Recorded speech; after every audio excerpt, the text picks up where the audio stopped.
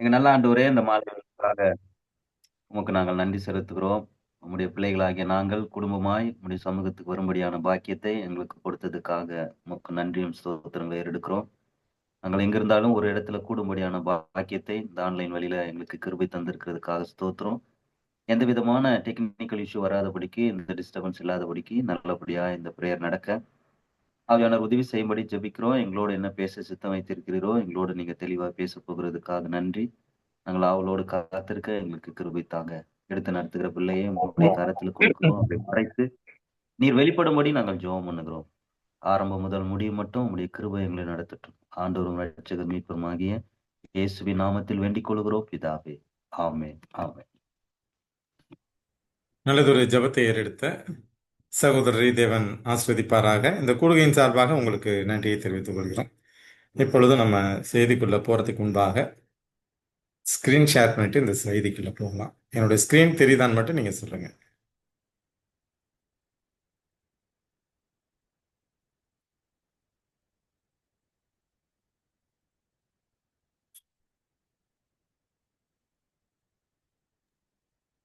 நம்ம இந்த நாள்ல தெரியுதுங்க. தெரியுதுப்பா. விஷயம். தெரியுதுப்பா. பார்க்க பார்க்க இருக்கிற செய்தி நம்மால் பாவத்தை எப்பொழுது ஜெயம் கொள்ள முடியும்? நம்மளால பாவத்தை ஜெயிக்க முடியுமா? அப்படின்னா எப்ப ஜெயிக்க முடியும்? இதான் இந்த நாளின் செய்திக்கான டாபிக். இந்த தலைப்பின் கீழே போகலாம். முதல்ல நம்ம ஏன் ஜெயிக்கணும் அப்படிங்கிற ஒரு கருத்துக்குள்ள போவோம். நம்ம டாபிக் நம்மால் பாவத்தை எப்பொழுது ஜெயம் கொள்ள முடியும் அப்படிங்கிறதுக்கு முன்பாக முதல்ல ஏன் நம்ம பாவத்தை ஜெயிக்கணும், ஜெயிக்கிறதுனால நமக்கு என்ன கிடைக்க போகுது? ஸோ இதற்கு நம்ம எங்க வரணும்னா வெளிப்படுத்தல் 2வது மற்றும் 3வது அதிகாரத்துல ஒரு 7 வசனங்களை வாசிக்க போறோம். வெளிப்படுத்தல் 2 மற்றும் 3 இந்த 2 அதிகாரங்கள்லையும் எதை குறித்து தேவன் பேசுகிறார்னா சபைகளை குறித்து பேசுகிறார். எபேஸ்ல ஆரம்பிச்சு லவோதிக்கா திருச்சபை 7 திருச்சபைகளை குறித்து பேசுகிறார். ஒவ்வொரு திருச்சபைகளுக்கும் ஒரு ஆலோசனை கொடுக்கிறார். அவங்களுக்கு அப்படி அந்த ஆலோசனைப்படி அவங்க நடந்தா அவங்களுக்கு என்ன கிடைக்குங்கிறது சொல்றார். அதை தான் முதலாவது நம்ம வாசிக்க போறோம். முதலாவது கருத்து, ஏன் நம்ம ஜெயிக்கணும். நான் வெளிப்படுத்தல் 2:7 வாசிக்கிறேன். ஆவியானவர் சபைகளுக்கு சொல்லுகிறதை காதுள்ளவன் கேட்க கடவன். ஜெயம் கொள்ளுகிறவன் எவனோ அவனுக்கு தேவனுடைய பரதீசின் மத்தியில் இருக்கிற ஜீவ விருட்சத்தின் கனியை புசிக்க கொடுப்பேன். இப்போ யாரு ஜெயம் கொள்ளுகிறார்களோ, யாரு ஜெயிக்கிறாங்களோ அவங்களுக்கு என்ன கடவுள் கொடுப்பேன்னு சொல்றாருன்னு பார்த்தீங்கன்னா, பரலோகத்தில் இருக்கிற ஜீவ விருட்சத்தின் கனியை புசிக்க கொடுப்பேன். அப்போ பரலோகத்தில் இருக்கிற ஜீவ விருட்சத்தின் கனினா நான் பரலோகத்துக்கு போவோம். இதுதான் முதலாவது திருச்சபைக்கு தேவன் கொடுக்கிற கிஃப்ட். என்ன கிஃப்ட்? நீ ஜெயிச்சியனா நீ எங்க போவ? பரலோகத்துக்கு போவ. அங்க இருக்க ஜீவ விருட்சத்தின் கனியை நீ புசிப்ப. இதுதான் அவர் கொடுக்கிறது. இது எபேசு சபைக்கு. இப்போ ஜெயிக்கிறவன் எங்க ஜெயம், ஒரு மனிதன் ஜெயித்தால் அவனுக்கு என்ன கிடைக்கும்னா பரலோகம் கிடைக்குங்கிறது முதலாவது வசனத்துல நம்ம பார்க்கிறோம். வெளிப்படுத்தல் 2:7. அதே வெளிப்படுத்தல் 2:11 வாசம்னு வச்சுக்கோங்களேன். ஆவியானவர் சபைகளுக்கு சொல்லுகிறதை காதுள்ளவன் கேட்க கடவன். ஜெயம் கொள்ளுகிறவன் 2ஆம் மரணத்தினால் சேதப்படுவது இல்லை என்று எழுது. முதலாவது மரணம் எது? இப்ப நம்ம சாகுறோம் பாருங்க, இது நித்திரை மரணம். இதை நம்ம சரீரம் அழிஞ்சு போகுது, ஆனா ஆத்மா என்ன பண்ணல? அழிக்கப்படல. அப்போ இந்த இந்த முதலாம் மரணத்துல ஒரு மனிதன் பங்கு பெறுகிறான்.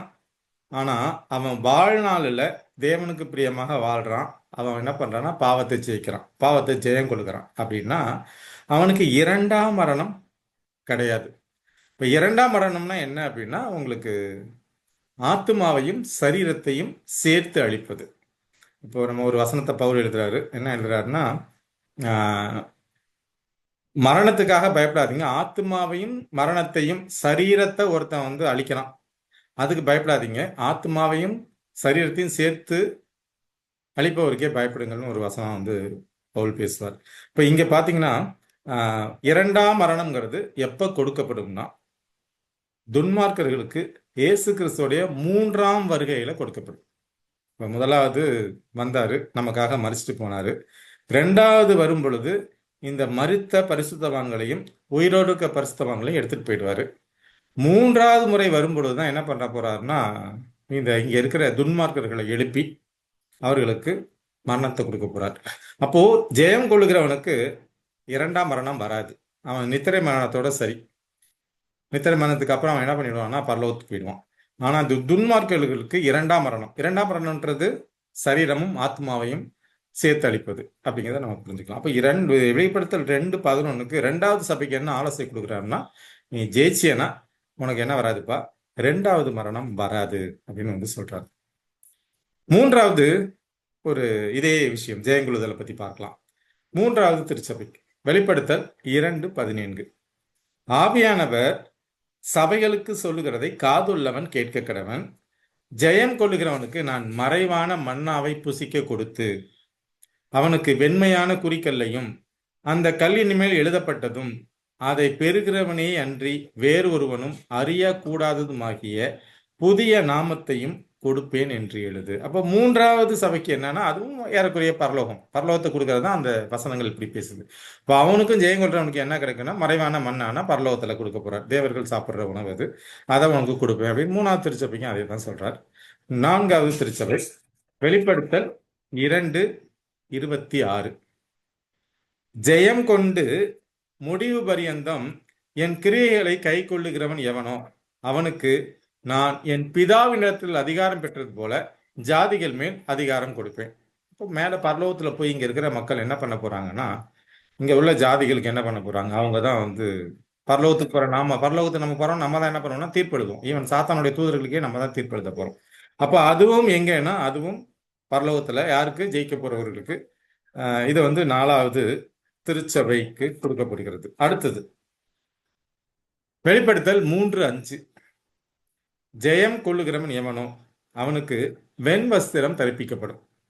ஜீவ புஸ்தகத்திலிருந்து அவனுடைய நாமத்தை நான் கிறுக்கி போடாமல் என் பிதா முன்பாகவும் அவருடைய தூதர் முன்பாகவும் அவன் நாமத்தை அறிக்கையிடுவேன். இதுவும் எங்க நடக்க போகுதுன்னா பரலோகத்துல நடக்க போகுது. அப்போ இங்கே ஜெயம் கொள்ளுகிறவனுக்கு என்ன கொடுக்கப்படும்னா வெண் வஸ்திரம் தரிக்கப்படும்.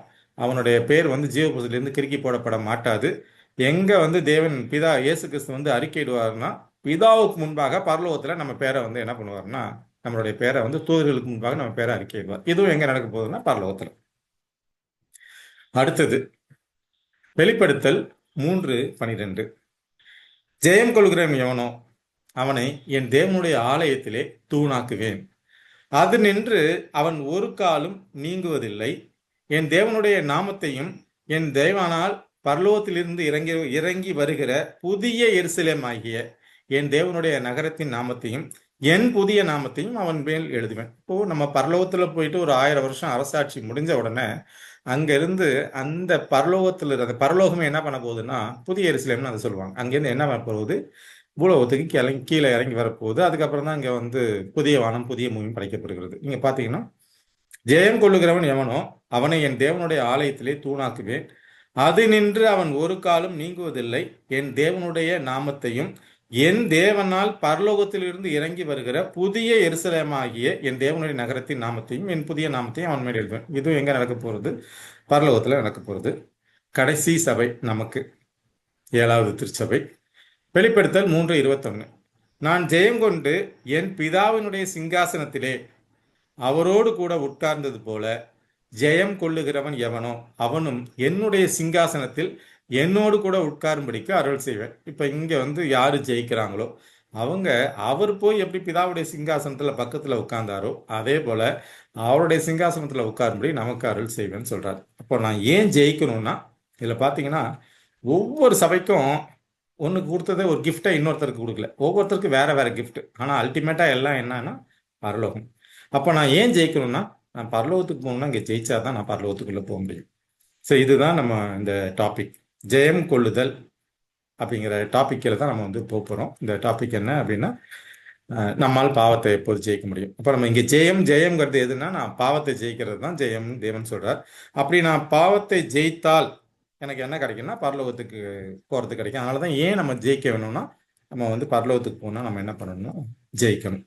ஸோ இந்த டாபிக் உள்ள அடுத்த கருத்துக்கு போறதுக்கு முன்பாக நம்ம என்ன பண்ணலாம்னா ஒரு ஜெபம் செய்துட்டு போகலாம்.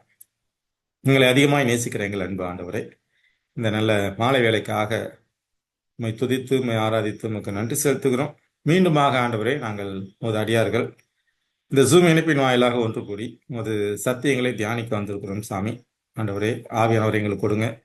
ஒவ்வொருவரும் இந்த சத்தியங்களை புரிந்து கொள்ளவும் நாங்கள் ஜெயிக்கவும் எங்களுக்கு பலத்தை கொடுங்க சாமி. ஆண்டவரை, பேசுகிற அடிமையை மறைங்க, தேவன் வழிபடுங்க. வந்திருக்கிற ஒவ்வொரு பிள்ளைகளையும் அவருடைய குடும்பத்தினரையும் தேவன் ஆசீர்வதிங்க. அவர்கள் உமது வேதாகமத்தின் அதிசயங்களையும் ரகசியங்களையும் பார்க்கும்படியாக அகக்கண்களை திறந்து விடுங்க சாமி. ஆரம்பம் முதல் கடைசி வரை உமது பிரசன்னம் எங்களோடு இருக்கட்டும். மீட்பெரும் இரட்சகருமாகிய இயேசு கிறிஸ்துவின் நாமத்தில் கெஞ்சி கேட்கிறோம் நல்ல பிதாவே, ஆமென். இப்போ வெளிப்படுத்தல் 13:7. மேலும் பரிசுத்தவான்களோடு யுத்தம் பண்ணி அவர்களை ஜெயிக்கும்படிக்கு அதுக்கு அதிகாரம் கொடுக்கப்பட்டதும் அல்லாமல் ஒவ்வொரு கோத்திரத்தின் மேலும் பாஷைக்காரர் மேலும் ஜாதிகள் மேலும் அதற்கு அதிகாரம் கொடுக்கப்பட்டது. இவ்வளவு நேரம் பார்த்தோம். ஜெயம் கொள்றவங்களுக்கு என்ன கிடைக்கும்னா பரலோகம் நமக்கு கிடைக்கும் அப்படிங்கிறத பார்த்தோம். இந்த முதல் வெளிப்படுத்தல் 2-3 அதிகாரங்கள்ல. வெளிப்படுத்தல் 13 எதை குறித்து பேசுதுன்னா, அந்த சமுத்திரத்திலிருந்து எழும்புற ஒரு மிருகம், பூமியிலிருந்து எழும்புகிற ஒரு மிருகம், இது ரெண்டும் சேர்ந்து என்ன பண்ண போகுதுன்னா கடைசி காலத்துல ஆளப்போகுது. இப்ப நம்ம வாழ்ற காலத்துல ஆளப்போகிற ஒரு ராஜ்யத்தை குறித்து பேசுறது. அந்த ராஜ்யத்துக்கு தேவன் ஒரு பவரை கொடுக்கிறார். என்ன பவரை கொடுக்கிறாருன்னா, பரிசுத்தவான்களோட யுத்தம் பண்ணி அவர்களை ஜெயிக்கும்படிக்கு அதற்கு அதிகாரம் கொடுக்கப்பட்டதும் அல்லாமல். இப்ப கடைசி காலத்துல ஒரு ராஜ்யம் வரப்போகுது. நம்ம வாழ்ந்துகிட்டு இருக்க இந்த காலத்துல அந்த ராஜ்யம் யாரு கூட யுத்தம் பண்ணணும்னா, யாரு தேவனுக்கு பிரியமாக வாழணும்னு நினைக்கிறாங்களோ அவங்க கூட யுத்தம் பண்ண போகுது.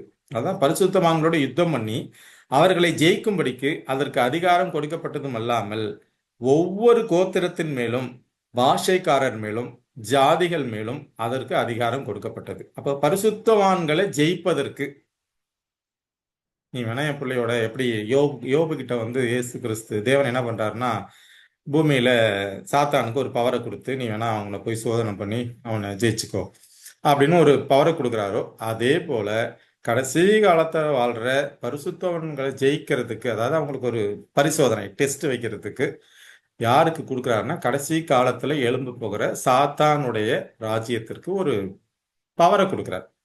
அப்ப அந்த ராஜ்யம் என்ன பண்ண போகுதுன்னா, நம்மளை ஜெயிக்கிறதுக்கு என்ன வகையான எல்லாம் முயற்சிகள் எடுக்குமோ அதெல்லாம் எடுக்கும். அந்த நேரத்துல நம்ம விழுந்து போகாதபடிக்கு, ஏன்னா தெரிந்து கொள்ளப்பட்டவர்கள் கூட என்ன பண்ணுவாங்கன்னா விழுந்து போவாங்கன்னு சொல்லிட்டு மத்திய 24 வாசிக்கிறோம். அப்ப நம்ம அந்த நேரத்துல விழுந்து போகாதபடிக்கு எப்படி ஜெயிக்கிறது, ஜெயம் கொள்கிறதுங்கிறதா நம்ம புரிஞ்சுக்க போற விஷயம். வெளிப்படுத்தல் 17-14. அப்ப நாம ஜெயிக்கணும். ஏன்னா ஒவ்வொரு பரிசுத்தமான்கள் அவனுடைய ஆட்கள் மேல அவன் யுத்தம் பண்ண போறதில்ல அந்த கடைசி கால ராஜ்யம். அப்போ யாரு பரிசுத்தமான்களோ, யாரு தேவனுக்கு பிரியமாக வாழ நினைக்கிறாங்களோ அவங்க மேல அது யுத்தம் பண்ண போகுது. வெளிப்படுத்தல் 17-14. இவர்கள் ஆட்டுக்குட்டியானவரோட யுத்தம் பண்ணுவார்கள். ஆட்டுக்குட்டியானவர் கர்த்தாதி கர்த்தரும் ராஜாதி ராஜாவுமா இருக்கிறபடியால் அவர்களை ஜெயிப்பார். அப்போ யாரு கூட யுத்தம் பண்ண போகுது அப்படின்னா, பரிசுத்தவான்களோட. ஏற்கனவே ஆட்டுக்குட்டியானவர் அவர் யுத்தம் பண்ணிருக்குது. ஆட்டுக்குட்டியானவர் என்ன பண்றாருன்னா ஜெயிச்சிருக்கிறாரு. அப்ப அவரோடு இருக்கிறவர்கள் அழைக்கப்பட்டவர்களும் தெரிந்து கொள்ளப்பட்டவர்களும் உண்மை உள்ளவர்களுமா இருக்கிறார்கள் என்றார். அப்போ யாரு தேவனோடு சேர்ந்து வாழ்றோமோ அவர்களாலையும் இயேசு கிறிஸ்து எப்படி ஜெயிச்சாரோ அதே போல அவர்களாலையும் ஜெயிக்க முடியும். இந்த கடைசி கால சாம்ராஜ்யம் ஏற்கனவே சாத்தான் என்ன பண்றான்னா ஆட்டுக்குட்டியானவரோட யுத்தம் பண்ணான். ஆனா ஆட்டுக்குட்டியானவர் என்ன பண்றாருன்னா இயேசு கிறிஸ்து அவனை தோற்கடிச்சிட்டார். அவன் ஆல்மோஸ்ட் அடிப்பட்ட ஒரு பாம்பு, வலுசற்பம்னு சொல்றோம். ஆனா அந்த வலுசற்பம், அடிப்பட்ட வலுசற்பம், ஆல்மோஸ்ட் இயேசு கிறிஸ்து அவன் தோத்துட்டான்.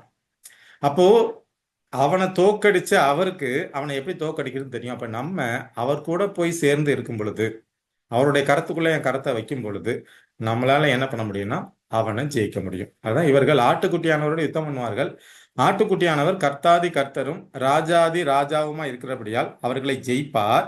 அவரோடு கூட இருக்கிற நாம அழைக்கப்பட்டவர்களும் தெரிந்து கொள்ளப்பட்டவர்களும் உண்மை உள்ளவர்களுமா இருக்கிறோம். அதனால நம்மளால என்ன பண்ண முடியும்னா அவரை ஜெயிக்க முடியும். அப்போ இந்த பாவத்தை ஜெயிக்கணும், இல்ல கடைசி கால சாம்ராஜ்யம் எனக்கு கொண்டு வர்ற பிரச்சனையை நான் ஜெயிக்கணும்னா நான் யார் கூட சேர்ந்து வாழணும்னா தேவனோடு சேர்ந்து வாழணும். ஆனா இந்த நாள்ல இன்னும் நமக்கு அந்த கடைசி கால சாம்ராஜ்யம் வரல, வரப்போற நாட்கள்ல இருக்கிறோம். இன்னும் கொஞ்ச நாள்ல வரப்போகுது. இப்பவே உலகத்துல அதுக்கான வேலைகள் ஸ்டார்ட் ஆயிடுச்சு. இந்த இறைமையா 12:5 பாத்தீங்கன்னா, நீ காலாட்களோடே ஓடும்போதே உன்னை இளைக்க பண்ணினீர்களானால் குதிரைகளோட எப்படி சேர்ந்து ஓடுவாய்? சமாதானம் உள்ள தேசத்திலேயே நீ அடைக்கலம் தேடினால் யோர்தான் பிரவாகித்து வரும்போது நீ என்ன செய்வாய் அப்படின்னா, இன்னைக்கு இன்னும் பிரச்சனை நமக்கு ஸ்டார்ட் ஆகல. பிரச்சனை வரப்போற காலத்துக்கு முன்னாடி இருக்கிறோம். இந்த காலத்திலேயே நம்மளால ஓட முடியல. நம்ம தோத்து தோத்து விழுறோம். ஜெயம் கொள்ள முடியல நம்மளால. ஏன்னா நம்ம முழுசா கடவுளோட நம்மளால சேர்ந்து வாழ முடியல. உலகத்தை சார்ந்து வாழ்றோம். இன்னும் முழுக்க உலகத்தை விட்டுட்டு நம்மளால கடவுளுக்குள்ள போக முடியல. அப்போ நான் நடந்து போற கும்பலோட சேர்ந்து நடக்கும்போதே நான் தடுமாறி விழுவுறேன். என்னால ஒன்றும் பண்ண முடியலன்னு போது, நாளைக்கு பிரச்சனையின் காலம் வந்து குதிரைகள் ஓடுறது மாதிரி இன்னைக்கு நடந்து போற நாள்லயே நம்மளால என்ன பண்ண முடியல, நிக்க முடியல, கீழே விழுந்துடுறோம். ஆனா இந்த கடைசி கால சாம்ராஜ்யம் வந்த உடனே அது குதிரை ஓடுறது மாதிரி. அந்த நாள்ல நம்மளால எப்படி ஓட முடியும்னு தேவன் கேட்கிறார். அதுவும் நீ காலாட்களோட ஓடும் போதே உன்னை இளைக்க பண்ணினீர்களானால், அப்ப நம்மளால ஓட முடியாம மூச்சு வாங்குறோம்னா, குதிரை வரும்போது நம்மளால எப்படி ஓட முடியும்னா நம்ம இப்பவே பழகிக்கணும். இப்ப நம்ம வந்து சமாதானம் உள்ள தேசத்துல இருக்கிறோம். ஆனா நாளைக்கு யோர்தான் ஆறு பிரவகித்து வர்றது மாதிரியான சூழல் வரும். அந்த நேரத்துல நம்ம எப்படி ஜெயிக்கணும்? இப்ப நம்ம இப்பவே என்ன பண்ணணும்னா ஜெயம் கொள்ள கற்றுக்கொள்ள வேண்டும். அதற்கு நம்மள என்ன பண்ணணும்னா முழுமையாக தேவனிடத்துல ஒப்புவிக்க வேண்டும்ங்கிறது தான். உலகத்தை சாராத ஒரு வாழ்க்கை முறைக்குள்ள போகும். சரிங்க. இப்ப அடுத்தது நம்ம எதை ஜெயிக்கணும்? ஒரு ஒரு ஒரு ஒரு கதை மாதிரி பைபிள்ல இருக்கிற ஒரு அதிகாரத்தை வாசிட்டு அதுக்கப்புறம் நம்ம அடுத்த டாபிக் உள்ள போகலாம். இதுக்கு நம்ம எங்க வரணும்னா என்னாகமத்துக்கு வரணும். என்னாகமம் 13வது அதிகாரம் 30வது வசனம். இது எந்த விஷயங்களை குறித்து? எகிப்தில் அடிமைகளா இருந்த இந்த இஸ்ரேல் மக்களை தேவன் என்ன பண்றாருன்னா அந்த பாலைவனத்து வழியா நடத்தி கொண்டு வரார். அப்படி கொண்டு வந்த அந்த மக்களுக்கு இளைப்பாறுதலை கொடுக்க போற கானான் தேசத்துல அழைச்சிட்டு போறதுக்கு முன்னாடி அங்க உள்ள மக்கள், அதாவது அந்த கானான் தேசத்துல ஏற்கனவே குடியிருக்கிற மக்களை வேவு பார்த்து அந்த தேசம் எப்படியாப்பட்ட தேசம், அது உண்மையிலே பாலும் தேனும் ஓடுகிற தேசமா, அந்த தேசத்துல எப்படி பட்டணங்கள் இருக்கு, மக்கள் எப்படி இருக்காங்க, இதெல்லாம் பார்த்து வர்றதுக்கு ஒரு கோத்திரத்துக்கு ஒரு ஆள் அப்படின்னு மொத்தம் எத்தனை பேர் அனுப்புவார்னா மோசே 12 பேர் அனுப்புறார். ஒவ்வொரு கோத்திரத்துக்கு ஒரு ஆளா 12 பேர் அனுப்புறாங்க. இந்த 12 பேரும் போய் என்ன பண்றாங்கன்னா 40 நாள் அந்த கானான் தேசத்தை சுத்தி பார்க்கறாங்க. இப்ப கானான் தேசத்துல கானான் தேசத்தை உனக்கு கொடுப்பேன்னு யாருக்கு வாக்கு கொடுக்குறாருன்னா ஆபிரகாமுக்கு கொடுக்குறார். ஆபிரகாம், ஈசாக்கு, யாக்கோபு இவங்களுக்கு கொடுக்குறார். அதுக்கப்புறம் தான் இவங்க வந்து இங்க அடிமைகளா வந்துடுறாங்க, எகிப்துக்கு வந்துடுறாங்க. இந்த காலகட்டத்தில் கானான் தேசத்துல வேற வேற ஜாதிகள், ஏன்னா 430 வருஷங்கள் ஏறக்குறைய எகிப்துல குடியிருக்கிறாங்க. அதில் 400 வருஷம் அடிமைகளா இருக்கிறாங்க. இந்த காலகட்டத்தில் கானான் தேசத்துல பாத்தீங்கன்னா மற்ற மக்கள் குடியேறி இருக்காங்க. இப்போ தேவன் வாக்கு கொடுத்த தேசத்தை இவங்களுக்கு கொடுக்கணும்னா அங்க குடியிருக்கிற மக்களை அடிச்சு துரத்தி விட்டுட்டு இவங்களுக்கு கொடுக்கணும். இப்போ இதுக்கு என்ன பண்றாருன்னா மோசே ஆளை அனுப்பி விடுறாரு, வேவுக்காரவங்களை. இவங்க எல்லாம் போயிட்டு வர்றாங்க. போயிட்டு வந்துட்டு ஒவ்வொருத்தரும் ஒரு கருத்தை சொல்றாங்க. இதுல ஒரு கருத்தை யார் சொல்றாருன்னா காலேப் சொல்றார். அப்பொழுது காலேப் மோசேக்கு முன்பாக ஜனங்களை அமர்த்தி, நாம் உடனே போய் அதை சுதந்திரித்துக் கொள்வோம், நாம் அதை எளிதாய் ஜெயித்து கொள்ளலாம் என்றார். இப்ப என்ன சொல்றான் காலேப்னா, நம்ம போனோம்னா அந்த தேசத்தை பிடிக்கிறது ரொம்ப ஈஸியா அந்த தேசத்தை ஜெயிச்சு பிடிச்சிக்கலாம். இது வந்து காலேபுடைய நம்பிக்கை, அவனுடைய வார்த்தை. இதை ஒரு பக்கம் வச்சுப்போம். மற்றவர்கள் என்ன சொல்றாங்கன்னு பார்ப்போம். என்னாகும் 13, 17 மற்றும் 18 வாசிப்போம். அவர்களை மோசே கானான் தேசத்தை சுற்றி பார்க்கும்படி அனுப்புகையில் அவர்களை நோக்கி, நீங்கள் இப்படி தெற்கே போய் மலையில் ஏறி தேசம் எப்படிப்பட்டது என்றும், குடியிருக்கிற ஜனங்கள் பலவான்களோ பலவீனர்களோ கொஞ்சம் பேரோ அநேகம் பேரோ என்றும். அடுத்த வசனம், அவர்கள் குடியிருக்கிற தேசம் எப்படிப்பட்டது, அது நல்லதோ கெட்டதோ என்றும், அவர்கள் பட்டணங்கள் எப்படிப்பட்டது என்றும், அவர்கள் கூடாரங்களில் குடியிருக்கிறவர்களோ கோட்டைகளில் குடியிருக்கிறவர்களோ என்றும், நிலம் எப்படிப்பட்டது, அது வளப்பமானதா இளப்பமானதா என்றும், அதில் விருட்சங்கள் உண்டோ இல்லையோ என்றும் பாருங்கள். தைரியம் கொண்டிருந்து தேசத்தின் கனிகளிலே சிலவற்றை கொண்டு வாருங்கள் என்றான். அக்காலம் திராட்சை செடி முதற் பழம் பழுக்கிற காலமா இருந்தது. ஸோ இந்த 4-5 வசனங்கள்ல பார்த்தோம்னா, போய் பாருங்கப்பா அந்த மக்கள் எப்படிப்பட்ட மக்கள், பலவான்களா பலவீனங்களா, நிலம் எப்படிப்பட்டது, செழிப்பமானதா செழிப்பமானது இல்லையா, அவங்க கூடாரத்துல குடியிருக்கிறாங்களா இல்ல கோட்டை கொத்தளத்துல குடியிருக்கிறாங்களா, இந்த மாதிரி எல்லா விஷயத்தையும் பார்த்துட்டு அங்க இருந்து கொஞ்சம் பழம் பறிச்சுக்கிட்டு வாங்க அப்படின்னு வந்து சொல்றோம். அது திராட்சை செடி முதற் பழத்தை கொடுக்குற அந்த திராட்சை செடி காய் காய்க்கிற காலமா இருக்கு. இதை மோசே சொல்லி என்ன பண்றாங்கன்னா, இந்த ஜனங்களை வந்து அந்த வேவுகாரர்கள் ஒரு கோத்திரத்துக்கு ஒரு ஆளை, இஸ்ரேல் மக்கள்ல வந்து ஒரு கோத்திரத்துக்கு ஒரு ஆளை என்ன பண்றாங்கன்னா அனுப்பி விடுறான். அவங்க போயிட்டு வந்து என்ன சொல்றாங்க, 25-26, அவர்கள் தேசத்தை சுற்றி பார்த்து 40 நாள் சென்ற பின்பு திரும்பினார்கள். அவர்கள் பாரான் வனாந்திரத்தில் இருக்கிற காதேசுக்கு வந்து மோசே, ஆரோன் என்பவர்களிடத்திலும் இஸ்ரவேல் புத்திரராகிய சபையால் எல்லாரிடத்திலும் சேர்ந்து அவர்களுக்கும் சபையார் அனைவருக்கும் சமாசாரத்தை அறிவித்து தேசத்தின் கனிகளை அவர்களுக்கு காண்பித்தார்கள். சுத்தி பார்த்துட்டு வந்துட்டாங்க. வந்து என்ன பண்றாங்க, அங்கேருந்து கொண்டு வந்த 2 பேர் என்ன பண்ணுவாங்கன்னா, ஒரு கொத்து திராட்சை கொலையை வந்து 2 பேர் தோல்ல சுமந்து தூக்கிட்டு வருவாங்க, குச்சியில கட்டி. அப்படின்னா அந்த தேசம் எப்படிப்பட்ட தேசங்கிறத நம்ம புரிஞ்சுக்கலாம். அடுத்த வசனம், அவர்கள் மோசேயை நோக்கி, நீர் எங்களை அனுப்பின தேசத்துக்கு நாங்கள் போய் வந்தோம், அது பாலும் தேனும் ஓடுகிற தேசம்தான், இது அதனுடைய கனி அப்படின்னு ஒரு கொத்து திராட்சை கொடுக்குறாங்க. ஏன்னா நல்ல தேசம்தான், நல்ல செழிப்பான தேசம்தான், இதான் அதோடைய தேசத்தோடைய பலன் கொடுத்துட்டு. ஆனாலும் அவங்க அடுத்த வசனம் வார்த்தை என்ன சொல்றாங்கன்னா, ஆனாலும் ஊரு நல்ல ஊர் தான்ப்பா, செழிப்பான ஊர் தான்ப்பா, ஆனாலும் அந்த தேசத்திலே குடியிருக்கிற ஜனங்கள் பலவான்கள், பட்டணங்கள் அரணிப்பானவைகளும் மிகவும் பெரியவைகளுமா இருக்கிறது, அங்கே ஏனோக்கின் குமாரரையும் கண்டோம். அப்போ பட்டணம் வந்து சுத்தி காம்பவுண்ட் போட்டிருக்கு, அதாவது கோட்டை, ஃபுல்லா கோட்டை, அரண், சுத்தி அரண் இருக்கு. ஜனங்கள் எப்படி இருக்கிறானுங்க, பலவான்கள். அங்க ஏனோக்கின் குமாரர்னா ஒரு ராட்சசர்கள்னு சொல்லுவாங்க, அவ்வளோ ஹைட் வெயிட்டா இருப்பாங்க, அவங்களும் அங்க இருக்கிறாங்க. அடுத்த வசனம், அவனோடு கூட போய் வந்த மனிதரோ, நாம் போய் அந்த ஜனங்களோட எதிர்க்க நம்மாலே கூடாது, அவர்கள் நம்மை பார்க்கிலும் பலவான்கள் என்றார்கள். நாங்கள் போய் சுற்றி பார்த்து வந்த தேசம் தன் குடிகளை பட்சிக்கிற தேசம். நாங்கள் அதிலே கண்ட ஜனங்கள் எல்லாரும் மிகவும் பெரிய ஆட்கள். அங்கே ராட்சச பிறவியான ஏனோக்கின் குமாரராகிய ராட்சதரையும் கண்டோம். நாங்கள் எங்கள் பார்வைக்கு வெட்டுக்கிளிகளைப் போல இருந்தோம், அவர்கள் பார்வைக்கும் அப்படியே இருந்தோம் என்று சொல்லி, இப்படி இஸ்ரவேல் புத்திரருக்குள்ளே தாங்கள் சுற்றி பார்த்து வந்த தேசத்தை குறித்து துர்ச்செய்தியை பரம்ப செய்தார்கள்.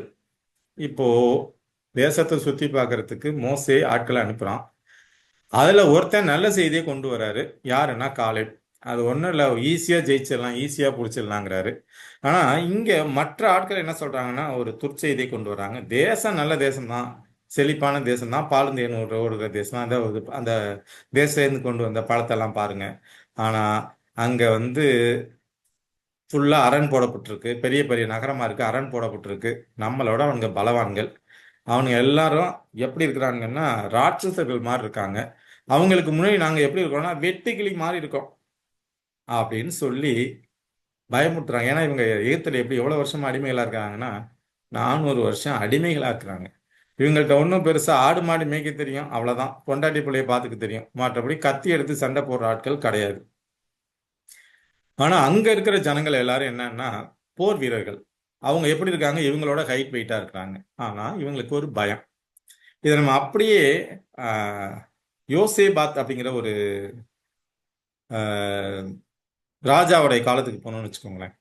அப்போ அந்த இஸ்ரேல் தேசத்துல பாத்தீங்கன்னா வெறும் 2000 பேர் தான் சண்டை போடுற ஆட்கள் இருக்காங்க. ஆனா அந்த தேசத்தை எதிர்த்து, யூத தேசத்தை எதிர்த்து ஏறக்குறைய 5 நாட்டை சேர்ந்த ராஜாக்கள் ஒன்று கூடி எதிர்த்து வர்றாங்க. ஏகப்பட்ட ரதங்கள், ஆயிரக்கணக்கான லட்சக்கணக்கான போர் வீரர்கள் சண்டை போட்டு வர்றாங்க. அப்ப ராஜா என்ன பண்றாரு, நேரா போய் கடவுளுடைய காலில் விழுறாரு. கடவுள் என்ன சொல்றாருன்னா, நான் உன் கையில ஒப்பு கொடுக்குறேன், நீங்க இந்த இடத்துக்கு இத்தனை நாள் இந்த இடத்துக்கு இப்படி போங்க அப்படின்னு சொல்றாரு. ராஜா என்ன பண்றாரு, முதல்ல பாடகர்கள், அடுத்தது இது இந்த இதில் வயலின் போடுறாங்கல்ல, இது மாதிரி மியூசிக் போடுறவங்களெல்லாம் அனுப்பிட்டு எல்லாரும் பாட்டு பாடிட்டு நடந்து போறாங்க. ராஜா வந்து தலைமையேற்று போறாருன்னு போறாரு.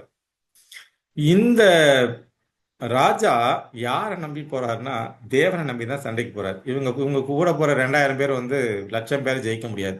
ஆனா அங்க நடந்தது என்ன பண்றாருன்னா தேவன் அவர்களுக்காக சண்டை போடுறார். அவ்வளவு பெரிய அந்த கூட்டம் வந்து முறியடிக்கப்பட்டு அவங்க ஒருத்தருக்குள்ள ஒருத்தர் சண்டை போட்டுட்டு போறாங்க. இந்த மக்கள் ஜெயிச்சிடுறாங்க. இப்போ யுத்தம் யாரை நம்பி போய் ஜெயிக்கப்படணும்னா தேவனை நம்பி போய். இங்க காலேபுக்கு அந்த நம்பிக்கை இருக்கு. ஆனா அவன் கூட போன ஜனங்கள் என்ன பண்ணலன்னா தேவனை நம்பல.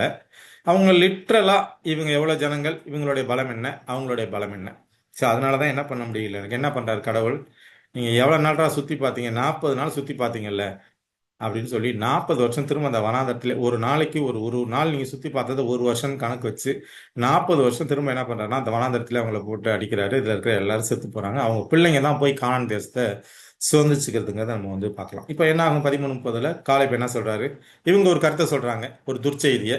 ஆனா அவர் ஒரு நற்செய்தியை சொல்றாரு. என்ன சொல்றாருன்னா காலை மோசேக்கு முன்பாக ஜனங்களை அமைத்தி நாம் உடனே போய் அதை சுதந்திரித்துக் கொள்வோம், நாம் அதை எளிதாய் ஜெயித்துக் கொள்ளலாம் என்றார். இவன் யாரை நம்பி போகணும்னு நினைக்கிறான்னா தேவனை நம்பி போகணும்னு நினைக்கிறான். அப்போ ஒரு மனிதன் ஜெயிக்க வேண்டும் என்றால் அவன் என்ன பண்ணக்கூடாது, சுயத்தை நம்பக்கூடாது. என்னால முடியும் அப்படின்னு நம்ம உலகத்தை பார்க்க கூடாது. இப்போ உலகத்தை ஜெயிக்கணும்னா அவன் யார் கூட தான் சேரணும்னா தேவனை நம்பணும். தேவன் கூட சேர்ந்தால் மட்டும்தான் அவனால ஜெயிக்க முடியும். ஆனா இந்த மக்கள் என்ன பண்ணலாம், தேவனை நம்பல, தேவனை விசுவாசிக்கல.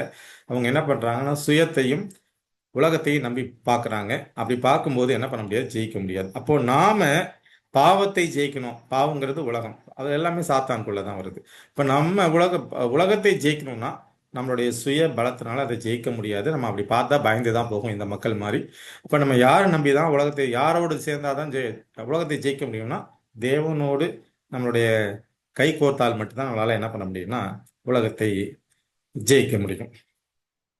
இப்ப நம்ம இந்த வசனத்துல வாசிக்கிறது போல 1 யோவான் 1:7 அவர் ஒளியில் இருக்கிறது போல நாமும் ஒளியிலே நடந்தால் ஒருவரோடு ஒருவர் ஐக்கியப்பட்டிருப்போம். அவருடைய குமாரனாகிய இயேசு கிறிஸ்துவின் ரத்தம் சகல பாவங்களையும் நீக்கி நம்மை சுத்திகரிக்கும். அப்ப இந்த பாவத்தை ஜெயிக்கணும், நாம ஜெயம் கொள்ள வேண்டும் என்றால் யாரால தான் ஜெயம் கொள்ள முடியும்னா கிறிஸ்துவால தான் ஜெயம் கொள்ள முடியும். அப்ப கிறிஸ்துவோடு நம்ம சேர்க்கும் போது தான். இப்ப கிறிஸ்துவில எது ஜெயம் கொள்ளணும்னா அவருடைய ரத்தம் தான். அப்ப அந்த ரத்தம், கல்வாரி சிலுவை, அவருடைய மரணம், இதை நம்ம ஒவ்வொரு நாளும் நோக்கி பார்க்கும் பொழுது நம்மளால என்ன பண்ண முடியும்னா உலகத்தை ஜெயிக்க முடியும், பாவத்தை ஜெயிக்க முடியும். நமக்கு கொடுக்கப்பட்ட அந்த முதல் வெளிப்படுத்தல் 2:3 கிடைக்கிற ஆசீர்வாதங்களை நம்மளால பெற்றுக்கொள்ள முடியும். அப்போ நான் ஜெயிக்க வேண்டும் என்றால் நான் யாரை நோக்கி பார்க்கணும், தேவனை நோக்கி பார்க்கணும். இது மாதிரி ஜெயித்த ஒரு மனிதன் இருக்காரு, அவரை நம்ம பார்க்கலாம். அதை பார்த்தோம்னா நமக்கு இந்த டாபிக் நல்லாவே புரியும். ஆதியாகமம் 32வது அதிகாரம் 28வது வசனம். அப்பொழுது அவர், உன் பேர் இனி யாக்கோபு எண்ணப்படாமல் இஸ்ரவேல் எண்ணப்படும், தேவனோடும் மனிதரோடும் போராடி மேற்கொண்டாய் என்றார். இது யாரை குறித்து பேசுதுன்னா யாக்கோபு. யாக்கோபுனா என்ன, எத்தன். 2 தடவை அவங்க அண்ணனை ஏமாத்திருக்கான். ஒரு தடவை சேஷ்டபுத்திர பாகத்தை வாங்கிட்டான், இன்னொரு தடவை என்ன பண்றான்னா ஆசீர்வாதத்தை வாங்கிட்டான். இது அவனுடைய கேரக்டர். யாக்கோபுனாலே ஏமாத்துக்காரன், எப்படியாவது ஏமாத்தி அவனுக்கு அது மேல ஏமாத்தி வாங்கிட்டான். அவன் என்ன பண்றான்னா விட்டுட்டான். அப்போ அவனுடைய பேரே வந்து ஒரு ஏமாற்றுக்காரன்ற ஒரு பேர் இருக்கு. அவன் பாவத்துல இருக்கிறான், அப்படிதான் நம்ம எடுத்துக்கணும். இப்போ அவன் எப்படி, யாரை நம்பி அவன் வந்து பாவத்தை ஜெயிச்சான்? ஆதியாகமம் 32:24. யாக்கோபு பிந்தி தரித்திருந்தான். அப்பொழுது ஒரு புருஷன் பொழுது விடியும் அளவும் அவனுடனே போராடி. இப்ப யாக்கோபு மாமா வீட்டுல இருந்து வர்றான். வரும் பொழுது மாமா என்ன பண்றான், ஒரு படையை தரத்துக்கிட்டு யாக்கோபு கூட சண்டை போடுறதுக்கு பின்பக்கமா வர்றான். இவ வர்ற விஷயம் ஏசாவுக்கு தெரிஞ்சு, ஏசா இன்னும் அந்த கடுப்புல இருக்கான். ஏசா வந்து ஒரு பெரிய வேட்டைக்காரன், அவன்கிட்ட 400 போர் வீரர்கள் இருக்காங்க. அவன் என்ன பண்றான், யாக்கோபை காலி பண்ணணுன்ட்டு அவன் ஆப்போசிட்ல வர்றான். இவன்கிட்ட இருக்கிறதெல்லாம் பொண்டாட்டி, பிள்ளைங்க, ஒரு சில வேலைக்காரவங்க, ஆடு மாடு, இவ்வளவுதான். இப்ப பின்னாடி ஒரு குரூப் வருது, முன்னாடி ஒரு குரூப் வருது, நடுவுல இவன் மாட்டிக்கிறான். ஏசாவுக்கு முன்னாடி ஒரு கிஃப்ட் அனுப்புறான், பின்னாடி ஒரு குரூப்பை நிறுத்தி வச்சுட்டு என்ன பண்றதுன்னு தெரியல. ஒரு இக்கட்டுல மாட்டிக்கிட்டான். மாட்டிக்கிட்டு இருக்கும்போது தனிமையில உட்காந்து ஜெபம் பண்றான். அப்போதான் ஒரு புருஷர் வர்றாரு. அந்த புருஷன் அவங்க கூட போராடுறாரு. எப்ப போராடுறாருன்னா விடியும் அளவும் அவங்க கூட போராடுறாரு. ஆதியாகமம் 32:25-26. அவன் அவனை மேற்கொள்ளாததை கண்டு, இப்போ ஃபர்ஸ்ட் ரவுண்டு சண்டை நடக்குது. இந்த சண்டையில என்ன பண்றாருன்னா யாக்கோபு தான் ஜெயிக்கிறார். ஏன்னா அந்த புருஷன் என்ன பண்றாருன்னா அவரால் ஜெயிக்க முடியல. அவனை மேற்கொள்ளாததை கண்டு முதல் ரவுண்ட்ல அவரு ஜெயிக்கிறாரு. யாரு? யாக்கோபு. அவனுடைய தொடை சந்தை தொட்டார். ரெண்டாவது ரவுண்ட்ல என்ன பண்றாருன்னா வேற வழி இல்லை, என்ன பண்றாரு? யாக்கோபுடைய தொடை சந்தை தொட்டார். அதனாலே அவருடனே போராடுகையில் யாக்கோபின் தொடை சந்து சுளுக்கிற்று. முதல் ரவுண்ட்ல யாக்கோபு ஜெயிக்கிறாரு. ரெண்டாவது ரவுண்ட்ல யாரு ஜெயிக்கிறான்னா யாக்கோபு தோத்துடுறாரு. ஏன்னா அவனோட போராடினவர் என்ன பண்றாருன்னா அந்த அவருடைய தொடையை வந்து தொடுறார். இப்போ அவர் நான் போகட்டும், பொழுது விடுகிறது என்றார். அதற்கு அவன் நீர் என்னை ஆசீர்வதித்தாலொழிய உம்மை போக விடேன் என்றான். இப்ப அவர் அங்க பாத்தீங்கன்னா முதல்ல ஒரு புருஷன் அப்படின்னு வரும். அப்பொழுது ஒரு புருஷன் பொழுது விடியும் அளவும் அவனுடனே போராடி. ஆனா இங்க பாத்தீங்கன்னா அவர் தொட்டார், அவனுடைய தொடை சந்தை தொட்டார். அவர் நான் போகட்டும், பொழுது விடுகிறது என்றார். அந்த அவர் யாருன்னா அதுதான் தேவன். அதற்கு அவன் நீர் என்னை ஆசீர்வதித்தால் ஒழிய உம்மை போக விடேன் என்றான். இப்பதான் அவர் என்ன சொல்றாருன்னா அவர் உன் பேர் என்ன என்று கேட்டார். யாக்கோபு என்றார். அப்பொழுது அவர் உன் பேர் இனி யாக்கோபு என்னப்படாமல் இஸ்ரவேல் எனப்படும், தேவனோடும் மனிதரோடும் போராடி மேற்கொண்டாய் என்றார். அப்போ அவன் கேட்கறது ஆசீர்வாதம்னா என்னன்னா பாவத்தை ஜெயிக்கிறதுக்கு தான் பலத்தை வென்றான். தேவன் என்ன பண்றாருன்னா அதை அவருக்கு கொடுத்து தான் அவனுக்கு பேரை என்ன பண்றாருன்னா மாத்துறார். இப்ப அங்கே பார்த்தோம் அந்த எண்ணாகமத்துல இந்த வேவு இஸ்ரேலேருந்து போன அந்த வேவுக்காரர்கள், இந்த ஸ்பைஸ், இவங்க என்ன பண்றாங்க? உலகத்தை பார்க்குறாங்க, தோத்துடுறாங்க. அங்கே சுற்றி 40 வருஷம் அங்கேயே சுற்றி அடிக்கப்பட்டு எல்லாம் செத்து போகிறாங்க. ஆனால் இங்கே யாக்கோபு என்ன பண்ணுறாரு? அவருடைய எண்ணம் என்னவா இருக்கு அப்படின்னா பாவத்தை ஜெயிக்கணும். அது வந்து யார்கிட்ட இருந்தால் அவரால் பாவத்தை ஜெயிக்கிறதுக்கான பலத்தை வாங்க முடியும்னா தேவன்கிட்ட தான். அப்போ தேவன்ட்ட அதை கேட்கிறார். அவர் காலை பிடிச்சிக்கிறார். அவரு சொல்றாரு காலையில விடிஞ்சு போச்சு பையனை விட்டுடுங்கிறாரு. நீங்க என்னை ஆசீர்வதித்தாலோடய போக விட மாட்டேன்னு சொல்லிட்டு காலை கெட்டியா பிடிச்சிக்கிறான். அப்ப என்ன பண்றாருன்னா அவர் ஆசீர்வதிக்கிறார். அவனை வந்து என்ன பண்றான்னா அவனுடைய பின்னாடி யாக்கோபுடைய சுதந்திரம், யாக்கோபுடைய ஆசீர்வாதம் நம்ம எசாயா 58 வாச்சோம்னா யாக்கோபுடைய சுதந்திரம் நமக்கு கிடைக்கும் பாரு. அது எசாயா 58 கடைசி வசனத்தை வீட்டில் வாசி பாருங்க. அதுல வந்து யாக்கோபுக்கு கொடுக்கப்பட்ட சுதந்திரத்தினால் உன்னை போஷிப்பேன் அப்படிங்கிறார். அப்ப அவனுக்கு எவ்வளவு பெரிய ஆசீர்வாதம் கிடைச்சிருக்கு. அந்த ஆசீர்வாதம் நமக்கு வேண்டும் என்றால் நாமளும் தேவனை பிடிச்சுக்கிட்டோம்னா தான் நமக்கு என்ன பண்ணணும்னா அந்த ஆசீர்வாதம் கிடைக்கும். நம்மளாலே என்ன பண்ண முடியும்னா ஜெயங்கொள்ள முடியும், பாவத்தை ஜெயிக்க முடியும். ஆதியாகமம் 32, 29 மற்றும் 30. அப்பொழுது யாக்கோபு உம்முடைய நாமத்தை எனக்கு அறிவிக்க வேண்டும் என்று கேட்டான். அதற்கு அவர் நீ என் நாமத்தை கேட்பானேன் என்று சொல்லி அங்கே அவனை ஆசீர்வதித்தார். அப்பொழுது யாக்கோபு நான் தேவனை முகமுகமாய் கண்டேன், உயிர் தப்பி பிழைத்தேன் என்று சொல்லி அந்த ஸ்தலத்துக்கு பெனியல் என்று பெயரிட்டான். ஸோ இதெல்லாம் நமக்கு தெரிஞ்ச ஒரு விஷயம்தான். சரிங்க, இப்போ நம்ம பார்த்தது முதல்ல ஜெயம் கொள்ளுகிற மனிதர்களுக்கு என்ன கிடைக்கும், அடுத்தது ஏன் நம்ம ஜெயிக்கணும், அடுத்தது எப்படி ஜெயிக்கணும். எப்படி ஜெயிக்கணும்னா அவரை பிடிச்சிக்கணும். அவரை பிடிச்சா மட்டும்தான் நம்மளால ஜெயிக்க முடியும். ஓசியா 6வது அதிகாரம் முதல் 2 வசனங்கள். இந்த வசனத்தை நம்ம புரிஞ்சுக்கிறதுக்கு நம்ம ஆவியானவர்கிட்ட பலத்தை கேட்போம். கர்த்தரிடத்தில் திரும்புவோம் வாருங்கள். நம்மை பீறினார், அவரே நம்மை குணமாக்குவார். நம்மை அடித்தார், அவரே நம்முடைய காயங்களை கட்டுவார். 2 நாளைக்கு பின்பு அவர் நம்மை உயிர்ப்பிப்பார். 3ஆம் நாளில் நம்மை எழுப்புவார். அப்பொழுது நாம் அவருடைய சமூகத்தில் பிழைத்திருப்போம். இதுல பாத்தீங்கன்னா அங்க நம்மை பீறினார். அங்க யார வந்து யார் பீறப்படுறா? நம்ம இந்த போன யாக்கோபுடைய வாழ்க்கையில பார்த்தோம்னா யாக்கோபுடைய தொடை செஞ்சவர் குத்துறார். ஆனா குத்திட்டு என்ன கொடுக்குறாருன்னா ஒரு பெரிய ஆசீர்வாதத்தை கொடுக்குறார். அதே போல நமக்கும் பிரச்சனைகள் துன்பங்கள் வரும் நம்முடைய இந்த வாழ்க்கையில. ஆனா அதுக்கப்புறம் அதாவது அந்த பிரச்சனைகள் துன்பங்கிறது என்னன்னா ஒரு சோதனை. அந்த சோதனையில நம்ம ஜெயிக்கிறதுக்கு அவர் காலை கெட்டியா பிடிச்சிட்டோம்னா என்ன பண்ணுவார்னா நம்மளை குணமாக்குவார், நம்மளுடைய காயங்களை கட்டுவார். அப்போ நம்மளை அடித்தார், நம்மளை பீறினார்னா நமக்கு வைக்கப்படுகிற சோதனைகள் ஒவ்வொரு மனுஷனுக்கும், நீங்க ஆபிரகாமுக்கு ஒரு சோதனை, யாக்கோபுக்கு ஒரு ஒவ்வொரு மனிதருக்கும், மோசேக்கும் பாத்தீங்கன்னா 40 வருஷம் அந்த இதுல வந்து ட்ரைனிங் கொடுக்குறாரு. ஸோ ஒவ்வொரு நம்ம யோசப்புக்கும் சோதனை இங்க அந்த எகிப்துல. ஸோ ஒவ்வொருத்தருக்கும் ஒரு தானியலுக்கு சோதனை, ஒவ்வொருத்தருக்கும் ஒரு பிரச்சனையை கொடுத்து யோபுக்கு எல்லாருக்கும் ஒரு டெஸ்ட்டை வச்சு தான் என்ன பண்றாருன்னு அவர் எடுத்துக்கிறார். அப்போ என்னுடைய வாழ்க்கையில பிரச்சனை வரும் பொழுது ஏன் எனக்கு மட்டும் இந்த சோதனை அப்படிங்கிறது மாதிரி பார்க்காம நம்ம அவருடைய காலை பிடிச்சுக்கிட்டோம்னா அவர் என்ன பண்ணுவார்னா நம்மை குணமாக்குவார், நம்முடைய காயங்களை அவர் என்ன பண்ணுவார்னா கட்டுவார். அப்போ நம்ம ஜெயிக்கணும்னா தேவனை பிடிச்சுக்கணும். அடுத்த வசனம், 2 நாளைக்கு பின்பு அவர் நம்மை உயிர்ப்பிப்பார், 3ஆம் நாளில் நம்மை எழுப்புவார். அப்போ நான் பொழைக்கணும்னா அங்க யார் அடி வாங்குறாருன்னா கிறிஸ்து அடி வாங்குறார். கிறிஸ்து முதல் நாள் அடி வாங்கி என்ன பண்றாருன்னா 3வது நாள் உயிரோட எழும்புகிறார். இந்த வசனம் என்ன சொல்லுதுன்னா, அவர் நான் பொழைக்கணும்னா அவர் சாகணும், அவர் மரணத்தை அனுபவிக்கணும். அவர் மரணத்தை அனுபவிச்சு அந்த 2 நாள் அவர் என்ன கிடக்குறாரு, செத்து போய் உள்ள கிடக்குறாரு. 3ஆம் நாள்ல எழும்புவார். அப்போ மரணத்தை முதலாவது ஜெயிச்சவர் யாருன்னா இயேசு கிறிஸ்து தான். எந்த மரணத்தை? 2வது மரணத்தை. அப்போ நான் அவரை பிடிச்சு கொள்ளும்போது, நான் அவருக்குள்ளாக இருக்கும்போது என்ன பண்ணுவார்னா, எனக்கு மீண்டுமாக ஒரு ஜீவனை, அந்த பரலோக வாழ்க்கையை கொடுப்பார். அப்போ நான் இன்னைக்கு உயிரோட பரலோகத்துக்கு போற வாய்ப்பு யாரால கிடைச்சிருக்குன்னா இயேசு கிறிஸ்துவோட மரணத்தினால கிடைச்சிருக்குது. அவர் மரணத்தை எப்படி ஜெயித்தாரோ அதே போல நானும் அவரை பார்க்கும் பொழுது, அவரை நம்பும்போது, அவர் இரத்த கோட்டைக்குள்ள நம்மளை உள்ள நுழைச்சிக்கும் பொழுது நமக்கு என்ன கிடைக்கும் அப்படின்னா, நமக்கும் அந்த பரலோக வாழ்க்கை கிடைக்குங்கிறத நம்ம என்ன பண்ணலாம்னா இதுல இருந்து புரிஞ்சுக்கலாம். கடைசியாக ஒரு வசனம், ரோமர் 8:37.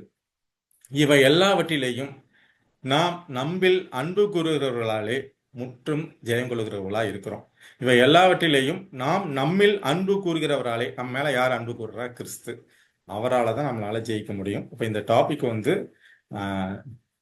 ஜெயிச்சா என்ன கிடைக்கும்? பரலோகம் கிடைக்கும். அந்த ஜெயிக்கிறதுக்கு நான் என்ன பண்ணணும்னா, நான் தேவனுடைய கருத்துல என்னை ஒப்பு கொடுக்கணும், அவரை பார்க்கணும், அவர் மரிச்ச சிலுவையை பார்க்கணும். இந்த கல்வாரி அனுபவத்தை நம்ம தியானிக்கும் பொழுது தான் நம்மளால என்ன பண்ண முடியும்னா ஜெயம் கொள்ள முடியும். ஸோ இந்த வாய்ப்பை கொடுத்த தேவனுக்கும் இந்த கூடுகையில் பங்கு பெற்ற உங்கள் அனைவருக்கும் என்னுடைய நன்றியை தெரிவித்துக் கொள்கிறேன். ஆமென். இந்த டாபிக்ல ஏதாவது டிஸ்கஷன் இருந்தால் நம்ம டிஸ்கஸ் பண்ணலாம்.